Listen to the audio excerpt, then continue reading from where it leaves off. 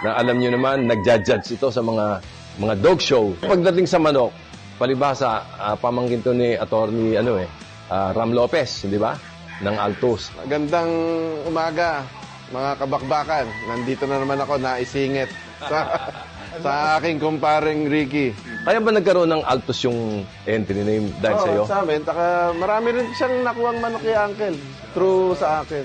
Gano'ng katagal na yung yung partnership niya sa pagmamanok mo? 2007, nung magkakilala, halos di na kami naghihiwalay. Ang messenger pa nun, Yahoo Messenger, hindi yung messenger ng Facebook. Na Meta? Oo. Rico, kamusta yung farm natin sa... Okay naman. Medyo maganda yung breeding natin ngayon. Marami tayong bagong sinusubukang linyada na mukhang nakalimutan na pero yun, mukhang Bumabalik. sumisikat uli. Ano yung mga nakuha mo sa kanya, Ricky? Meron akong mga nakuha, lalo na nung buhay pa si Attorney, mga Bobby Joe Manciel na imported. Mga in-import ni Kong Baby Asistio yun na nakuha Hindi niya. abot. Pinadispose yung mga pure nun, hindi naman kasi mailaban dahil mabababa. Nakuha niya yung pinakamaayos na tatlo yata, dalawa. Nakakuha ang 3 brood ka. Oo. Yung isa, Papi. Yung tapi pa yung isa. Hindi ba mahirap yung nasa abroad ka? Tapos, yung manuka nandito, paano ang control? Mahirap sa totoo lang. Minsan parang ayaw mo na rin. Dahil? Dahil yung mga tauhan mo minsan, opo lang ng opo sa'yo, pero hindi naman ginagawa yung inuutos. Kahit na nandito ka, ganun yan, boss. Tapos ang ginawa ko nitong huli, nagkabit akong CCTV. So may 16 na CCTV, doon ko sila minomonitor. So, nakikita mo na kung ano nangyayari. Malaking tulong, no? Ang laking tulong. Yung CCTV. Doon lang siguro ako nakaswerte, yung bago kong tao ngayon na magto 2 years pa lang sa akin. So, maayos siyang ng manok, maasikaso, pamilya lang sila. Nakaka-breed ako ng maayos ngayon, kanya yung iba, madali kong natetest ngayon. Hindi katulad dati, isa lang, dalawa. Yung parang hindi ka makumbinsin manalo man, parang hindi ka sigurado, baka mamaya tsamba lang. Oo, hindi enough yung yung materyales sa pagbabasihan ng desisyon. Teamwork ang importante. Ano ba tingin nyo ang pinaka-importante para maging successful breeder? Di ba meron tayong mga breeder dito? Yung mga 2-3 linyada. Mas madali silang Ma-pinpoint. Hindi, tsaka yung success. Magparami. Tapos lahat na halos mabebenta nila dahil yun lang yung 3, sabihin natin. Ano ba kadala? Sweater, Gilmore, may Kelso yan or may Roundhead. Yung cross nung 3 niyan, malamang mabebenta rin. Tapos yung mga yan, pagka pumunta sa farm mo, yun lang Pag binitaw yan, lahat yan, super. Wala silang makakalabang na claret. Wala silang makakalaban na abang na iba-ibang may breed. asil. Kaya, usually, pagka yung hatch farm, yung puro hatch lalo, lahat yan, ang ganda sa bitawan. Mapapabili ka talaga dahil, tapos pag dinala mo sa ba't ganon? Mukhang hindi niya nagagawa yung... Kamali yata. yung ganon. Binubugbog, hindi makapalo. Hindi naman nasisira laro. Yun naman ang point ko. Kung ang farm, maraming laman na iba-ibang pag naitapat kay ganito, kay ganyan, kay ganon, makikita mo, hindi naman pala ganun kagaling yon. Hindi naman pala ganun. Ngayon naman, iyaano ko sa amin ni attorney noon, halos kumpleto kami nung sikat na manok noon. Late 90s, early 2000. May sweater, lahat. Ang daming pumasok na manok. Sa Kelso, napili namin kung alin yung maayos. Yung hindi namin napili na naparating din, may 20 pirasong dumating din kay breeder na ganito.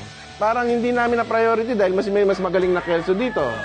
So, nung time na yon yung kay Bobby Jones na naging priority, may yung isang Kelso na breeder, kay isang sikat na pangalan din, Patrick Antonio, meron din siya noon na Kelso na dahil nung panahon ng mga late 90s, pag kami, si ganito, itong pangalan na to, halos lahat ng sikat naglalaban sa big time noon, bumibili lahat sila Ganun na yun. Yun ang nauso nun.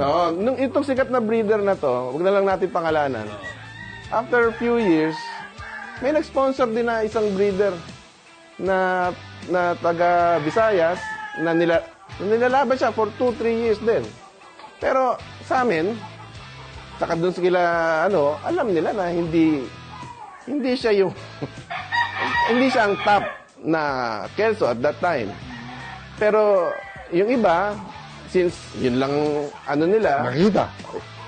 sige, dali natin sa Pilipinas. Ilaban natin. O, after 2-3 years, wala na rin yung linya na yun. Ibig sabihin, napagtalo. Oo, iba na rin yung pinasok na Amerikano nung sabongero na yon. Sa obserbasyon ko lang naman.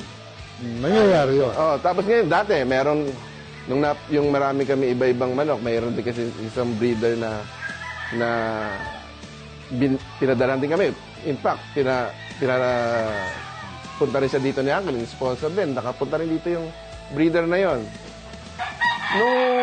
Lahat ng manok nun, hindi siya up to par. Doon sa ibang rin, halos kahit sa trikak nga, hindi ilalaban eh. Hindi umubra dito, Hindi umubra, in short. Pero after 10 years, tumigil na yung breeder na yun, yung tatay nun sikat. Sikat sa Facebook. Oh, ang dami rin bumibili. Meron din mga may pangalan na bumibili, pero yung mga manok nun, 10 years ago, nagganon din. Hindi nga siya up to par. Ngayon, nawala na rin siya ngayon, pero nung mga 8 years ago, ang daming nagbibilihan doon sa breeder na yon.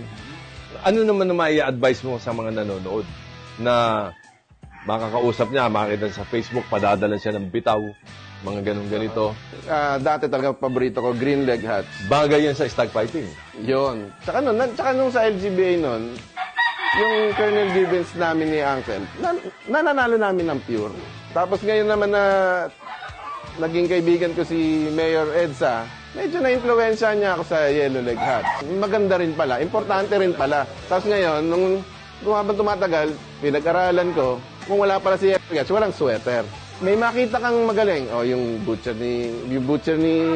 signature butcher nyo. O, yung iba pang, makita mong lahat ng mong maganda, kunin mo. Huwag mong deprive yung sarili mo na para ka lang kumakain ng masarap.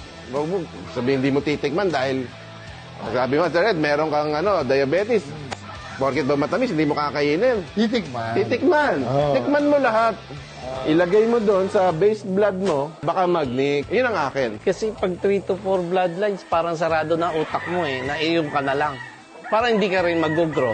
Hanggang doon lang. Kung magaling yung manok mo na lang ganito level, hanggang dito ka na lang din. Correct. At pag ginawa mo yan, sigurado, definite, maiiwanan ka. Pero may isang maganda ron. Magaling ka sa farm mo. Sa loob. Oo. Kung hindi ka nalalabas, sa bitawan sa loob ng manukan mo, magaling ka na. Pero pag gusto mo lumaban sa labas, kailangan marami talagang... Ang manok natututo. Kaya kailangan importante ma-expose sila sa laban, na iba-ibang klaseng laban. O, yan po mga kabakbakan, nakita nyo na. Kapag nagkasama-sama yung magkakaibigan na together, daan taon na yung experience natin sa pagmamanok, na matututunan nyo po dito sa Bakbakan Na!